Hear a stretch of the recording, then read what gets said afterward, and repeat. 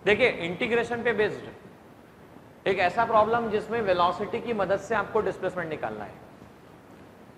AIEEE 2006 जिसे आज JEE mains के नाम से जाना जाता है, उसमें आया हुआ है प्रॉब्लम। यहां velocity function of displacement given है और आपको डिस्प्लेसमेंट फंक्शन ऑफ टाइम निकालना है। उसमें क्वेश्चन में ऐसा बोला गया था कि पार्टिकल t इक्वल टू 0 पर स्टार्ट करता है। उस समय पार्टिकल की पोजीशन x इक्वल टू 0 है। पार्टिकल x एक्सेस के अलोंग मोशन करना शुरू करता है, पॉजिटिव x एक्सेस के अलोंग, और उसकी वेलोसिटी का एक्सप्रेशन गिवन है v equal to alpha root x। तो हमें बताना डिस्प्लेसमेंट कैसे दिया जाएगा। तो देखिए v इक्वल टू आपके पास है अल्फा रूट x, जिसे आप लिख सकते हैं dx by dt alpha root x। इसे ऐसा भी लिखा जा सकता है अल्फा इंटू dt। तो हम बात करें dx, इसे ऐसा भी लिख सकते हैं आप x की power -1/2 dx alpha dt, taking integration both side. देखिए शुरुआत में t इक्वल टू 0 पर पार्टिकल की पोजीशन 0 थी। आपको t टाइम के बाद में पार्टिकल की पोजीशन क्या है, मैं मान लेता हूं पार्टिकल की पोजीशन xf है, डिस्प्लेसमेंट है। तो अब देखिए x की पावर, यहां पर इंटीग्रेशन का फॉर्मूला चेक कीजिएगा। इंटीग्रेशन x की पावर n dx को क्या लिख सकते हैं आप, तो लिख सकते हैं x की power n+1 upon n+1। x की पावर -1/2 प्लस dx को लिख सकते हैं आप x की पावर -1/2 प्लस 1 अपॉन -1/2 प्लस 1। ये आ गया x की पावर 1/2 अपॉन 1/2। अब ये हुआ 2x की पावर 1/2, कहां से कहां, 0 से लेके xf final position, alpha integration dt from 0 to t। तो 2x की पावर 1/2 0 से लेके फाइनल पोजीशन, dt का इंटीग्रेशन t लिखा जा सकता है 0 से लेके कहां तक, तो t तक। अब देखो ये आप लिख सकते हैं x की पावर +1/2 है, यहां पर x की पावर 1/2 0 से लेकर xf, इसे आप लिख सकते हैं अल्फा बाय 2 t 0 से लेकर t। चलिए अब लिमिट पुटअप करते हैं। पहले लिमिट रखी जाएगी अपर, बाद में रखी जाएगी lower. xf minus 0 alpha by 2 t minus 0। तो xf की पावर 1/2, क्योंकि 1/2 यहां पर 0 की पावर 1/2। अब upper limit minus lower limit, 1/2 equal to alpha by 2 t। अब हमें निकालना डिस्प्लेसमेंट टाइम पे कैसा वेरी करता है। तो xf की पावर 1/2 की पावर 2 अल्फा बाय 2 t, इन दोनों की पावर 2। तो यहाँ 1/2 से 2 कैंसिल होगा, xf इक्वल टू आ जाता है alpha square by 4 into t square. Constant के टर्म में देखा जाए तो हम लिख सकते हैं displacement directly proportional to t square आता है। एक बार फिर देखिए, हमारे पास v equal to alpha root x था, तो हमने इसे लिखा dx by dt equal to alpha root x, dx by root x, dx by root x alpha dt।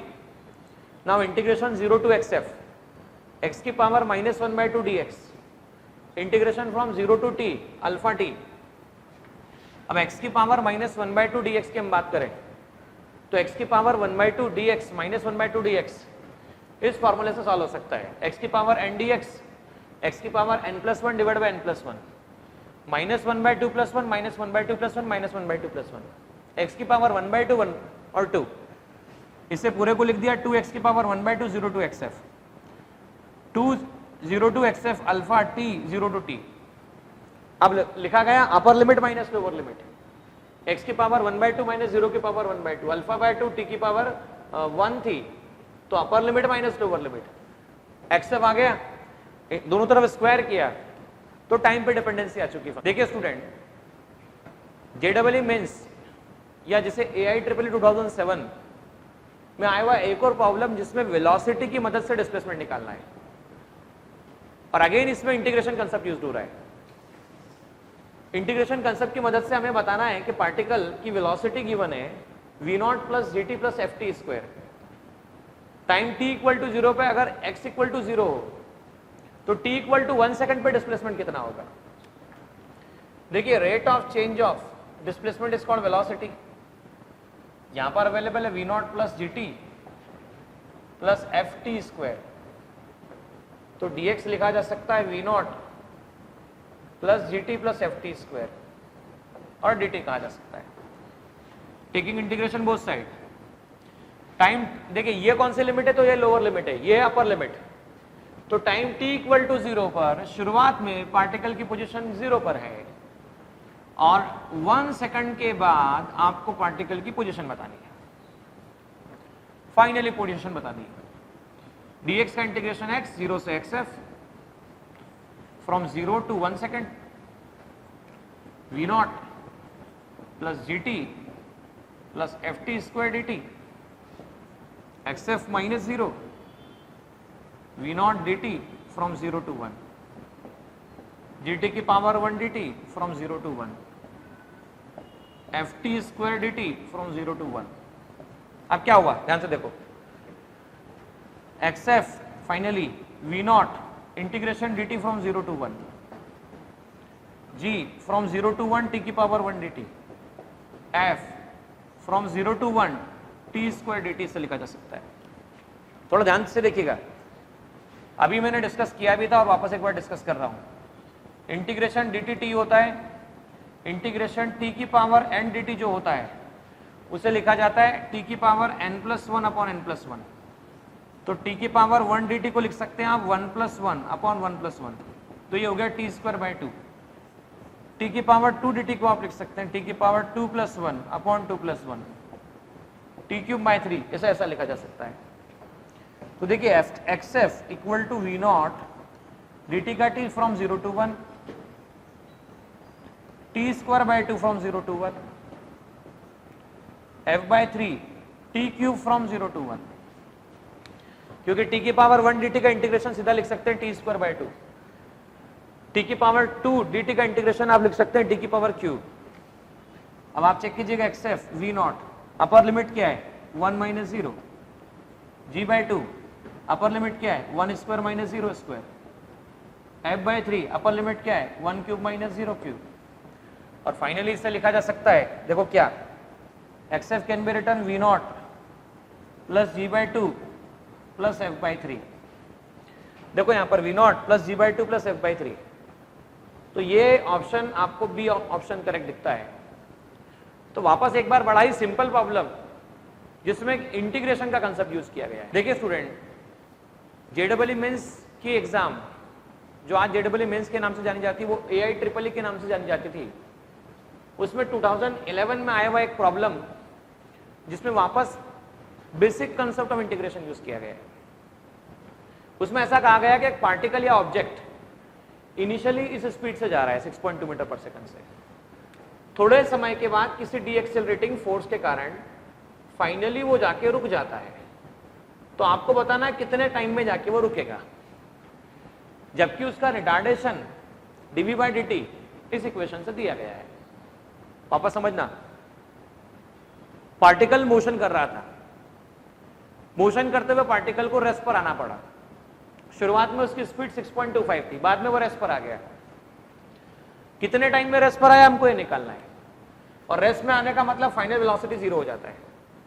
तो dv equal to -2.5 root v dt, dv को आप लिख सकते हैं root v equal to -2.5 dt।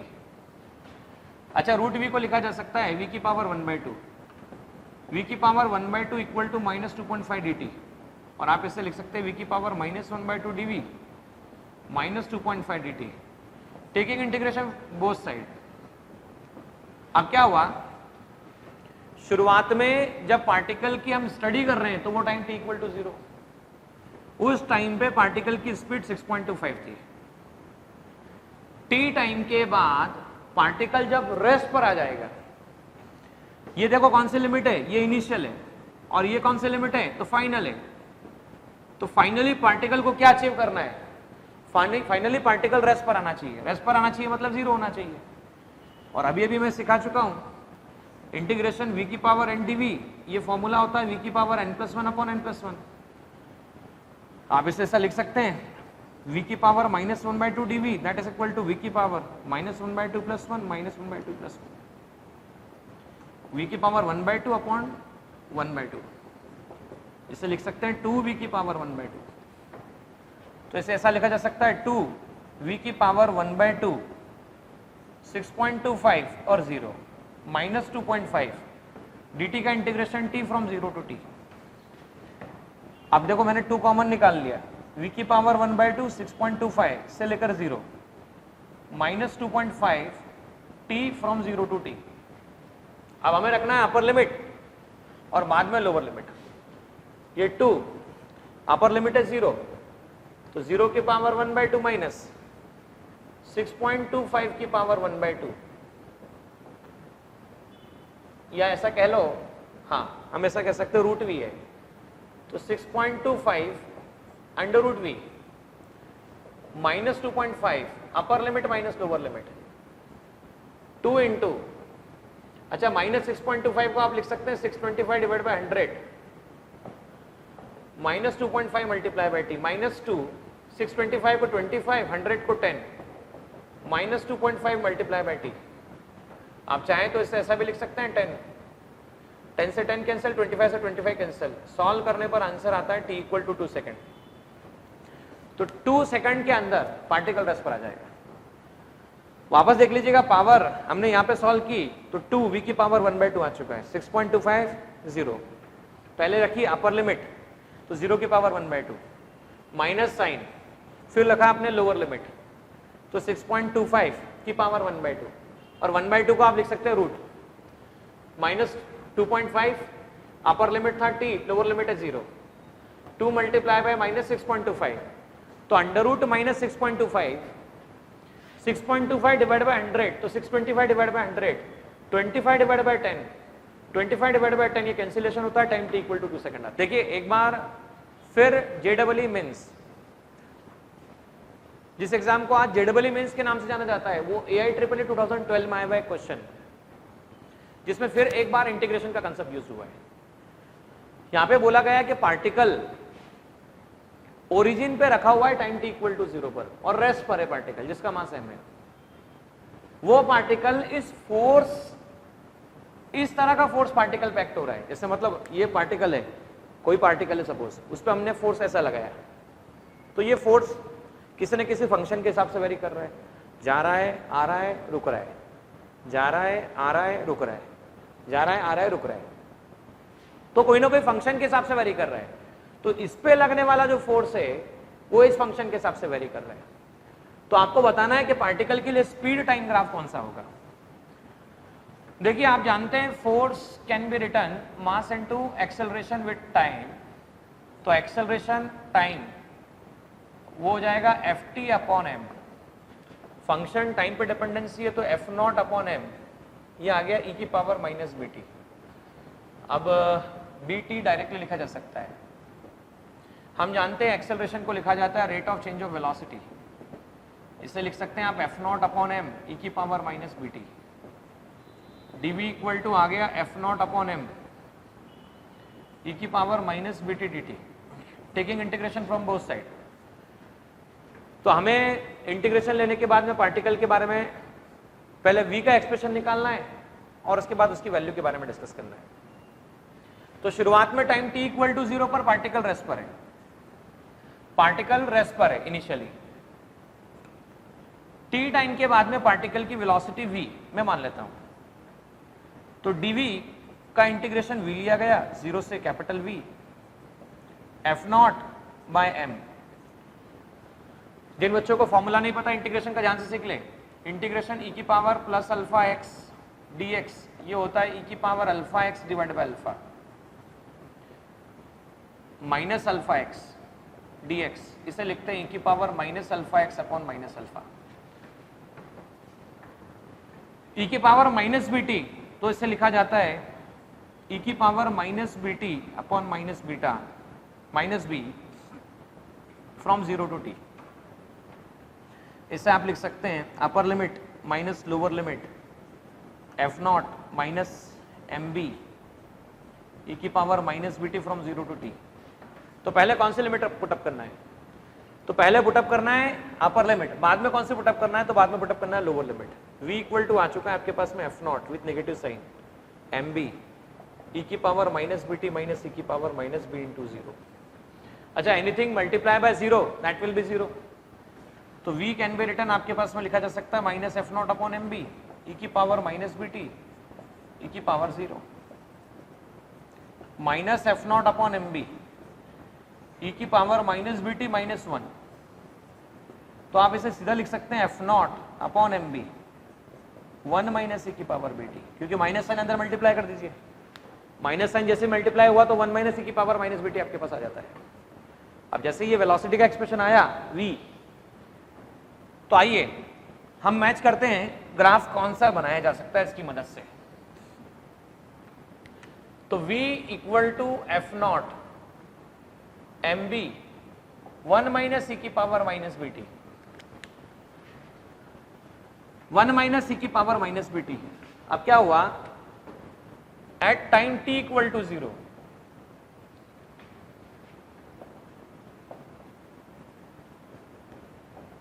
b multiply by 0, तो v equal to आगे आपके पास F not M B 1 minus 1 0 आ जाता है।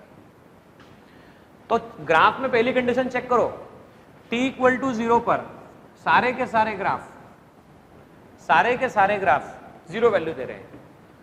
तो इस कंडीशन से तो सारे ग्राफ का स्टार्टिंग पॉइंट सेम मिलता है। अब हम बात करते हैं t इक्वल टू इंफिनिटी के बारे में। तो v इक्वल टू आपके पास आ रहा है v not F not upon M B 1 minus E की power minus B into infinity. और आप जानते हैं anything multiply by infinity M B 1 minus E की पावर माइनस इंफिनिटी, और F not upon M B 1 minus 1 upon E की power plus infinity. इससे लिखा जा सकता है velocity v equal to F not upon M B 1 minus anything infinity infinity, और 1 upon infinity कितना होता है, तो 1 अपॉन इंफिनिटी 0 होता है। तो ये लिख सकते हैं आप F not upon M B. तो वेलोसिटी आ गया आपके पास में F not upon M B, इसे लिखा जा सकता है। तो टाइम की दो वैल्यू, एक सबसे छोटी वैल्यू 0 और सबसे बड़ी वैल्यू इंफिनिटी। तो सबसे छोटी वैल्यू पे रेस्पर है और सबसे बड़ी वैल्यू पर जो मैक्सिमम वैल्यू आ रही है वो F not by M B है, F not by M B है। तो आप यहां चेक करो, इस केस में, इस केस में और इस केस में, तीनों केस में क्या आ रहा है। तो तीनों केस में आप चेक करके देखिए, यहां पर फंक्शन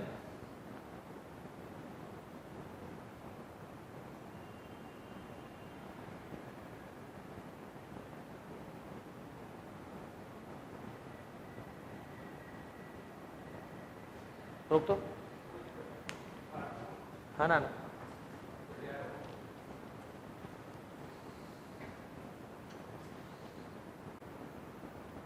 देखिए यहां पर जो प्रॉब्लम गिवन है वो प्रॉब्लम में ऐसा कहा गया कि एम मास के किसी ऑब्जेक्ट को आपने उठा के थ्रो किया अपवर्ड डायरेक्शन में। अब जब एम मास के ऑब्जेक्ट को थ्रो किया तो देखो कहीं ना कहीं जाके रुका, जहां पे रुका उसे मैक्सिमम हाइट कहते हैं, और इसे यहां पर एक वर्ड से बताया गया है जिसे जेनिथ कहा गया है। Zenith means maximum height. Particle को शुरुआत में जिस वेलोसिटी से थ्रो किया गया है वो v नॉट है। किसी भी टाइम t पर पार्टिकल की वेलोसिटी v है, जिसे इंस्टेंटेनियस वेलोसिटी कहा गया है। जाते जाते जब पार्टिकल मैक्सिमम हाइट पे पहुंचेगा तब वो टाइम निकालना है कि वो टाइम कितना होगा। जबकि पार्टिकल पे, जैसे कि बॉल है सपोज, तो बॉल अपवर्ड जा रहा है, तो बॉल जब अपवर्ड जा रहा होता है तब बॉल पे लगने वाला जो ड्रैगिंग फोर्स दे रखा है वो ड्रैग फोर्स दे रखा है m gamma v square. Drag force है m गामा v स्क्वायर। देखिए कौन कौन इसे रोकने वाला ऊपर जाने से, आप कुछ जानते हैं, जैसे बड़ा बॉल है और छोटा बॉल है, छोटे बॉल को थ्रो किया और बड़े बॉल को थ्रो किया, तो जिसका ज्यादा बड़ा क्रॉस सेक्शनल एरिया होगा, जिसका ज्यादा बड़ा सरफेस एरिया होगा, उस पर एयर ड्रैग ज्यादा लगने वाला है, हवा उसे ज्यादा रोकने वाली है। हवा के साथ साथ एक फोर्स और रिस्पॉन्सिबल है, याद करो कौन सा फोर्स रिस्पॉन्सिबल है। जब आपने इसको थ्रो किया और ये नीचे आया तो किस फोर्स के कारण आया, तो जब ये नीचे आया तो डेफिनेटली आप जवाब देंगे एक्सेलरेशन ड्यू टू ग्रेविटी या ग्रेविटेशनल पुल के कारण नीचे आया। तो टोटल फोर्स जो लगेगा वो होगा ग्रेविटेशनल फोर्स और साथ साथ रिटार्डिंग फोर्स, और उस फोर्स की डायरेक्शन जो है वो है डाउनवर्ड। डाउनवर्ड डायरेक्शन है, रिटार्डिंग डायरेक्शन है, इसलिए मैं कह सकता हूं m इंटू माइनस ए, रिटार्डेशन के लिए मैं लिख रहा हूं, ग्रेविटेशनल फोर्स के लिए mg लिखा जाएगा और इसके लिए लिखा जाएगा m गामा v स्क्वायर। हर जगह से m कैंसिल होता है तो a इक्वल टू आता है minus G plus m minus G gamma v square. और इसे ऐसा लिखा जा सकता है, जब फाइनली वेलोसिटी जीरो हो जाएगी तो हमें वो टाइम निकालना है। तो हमने रिटार्डेशन निकाल लिया, रिटार्डेशन की मदद से वेलोसिटी निकालेंगे और जब मैक्सिमम हाइट पे जाएगा तो फाइनल वेलोसिटी जीरो होगी। तो dv by dt minus G gamma v square, आप इससे लिख सकते हैं dv divide by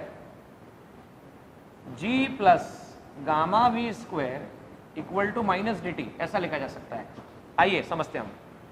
taking integration both side dv upon g plus gamma v square minus dt, minus sign common निकल लिया यहां पर मैंने। अब देखिए टाइम t इक्वल टू 0 पर शुरुआत में पार्टिकल को किस स्पीड से थ्रो किया गया है, तो v नॉट से। फाइनली जब मैक्सिमम हाइट पे पहुंचेगा हमें वही टाइम निकालना है। फाइनली जब ये मैक्सिमम हाइट पे पहुंचेगा, फाइनली जब ये मैक्सिमम हाइट पे पहुंचेगा तो मैक्सिमम हाइट पर रेस्ट पर आएगा, जेनिथ पे जाएगा मतलब रेस्ट पर आएगा। तो हमें ये इक्वेशन सॉल्व करना है। अब इस इक्वेशन को मॉडिफाई करके हम देखो किस फॉर्मेट में कन्वर्ट कर सकते हैं। तो हम इस इक्वेशन को मॉडिफाई करके कन्वर्ट कर सकते हैं रूट जी अपॉन गामा का whole square plus V square.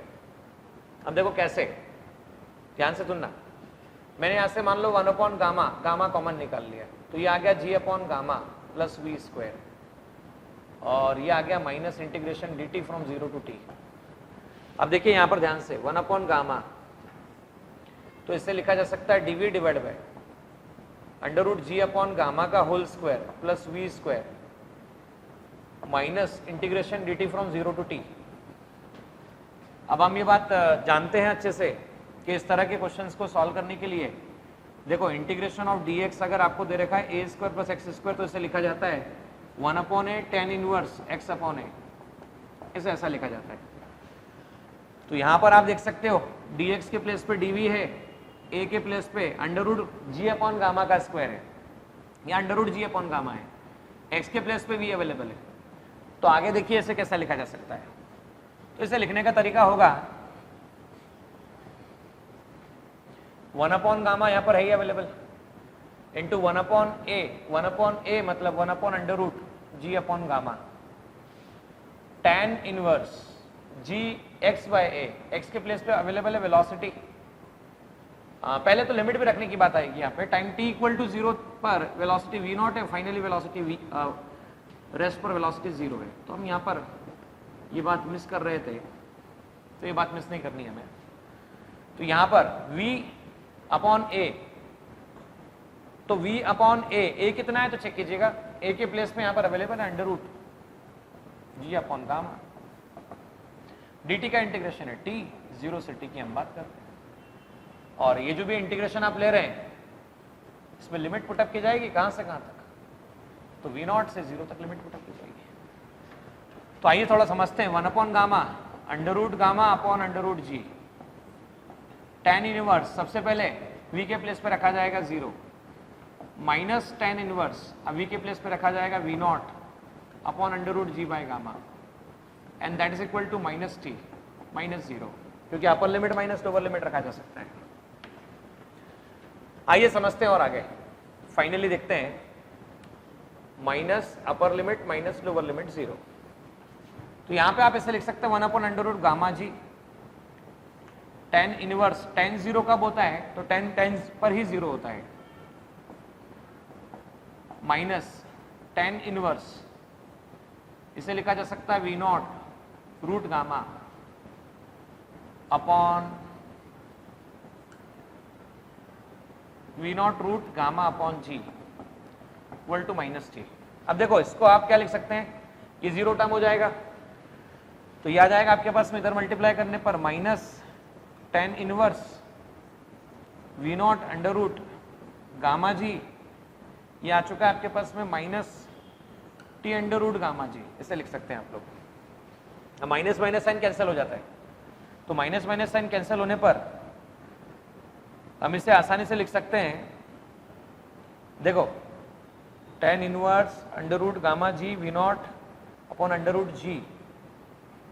हाँ ठीक है, इसे ऐसा भी लिखा जा सकता है, कोई दिक्कत वाली बात नहीं है, हम डायरेक्ट टाइम भी निकाल सकते हैं, we can find out directly time. तो 1 upon under root gamma G, यहां पर है minus sign, tan inverse V not under root gamma by G और माइनस टाइम अवेलेबल है। तो अब यहां पर 0 माइनस साइन है, तो ये हो जाएगा minus under root gamma G tan inverse V naught gamma G equal to minus T. अब माइनस माइनस साइन कैंसिल हो जाएगा, तो देखो माइनस माइनस साइन कैंसिल हुआ, माइनस माइनस साइन कैंसिल हुआ तो टाइम की ये वैल्यू आई, और टाइम की ये वैल्यू चेक कीजिएगा 1 upon under root gamma G. तो यहाँ चेक करें 1 upon under root gamma G, tan inverse V not under root gamma upon G, under root gamma upon G. तो ये वैल्यू बी ऑप्शन में हमें मिलती है, तो हमारा आंसर ये सही होगा, बी ऑप्शन।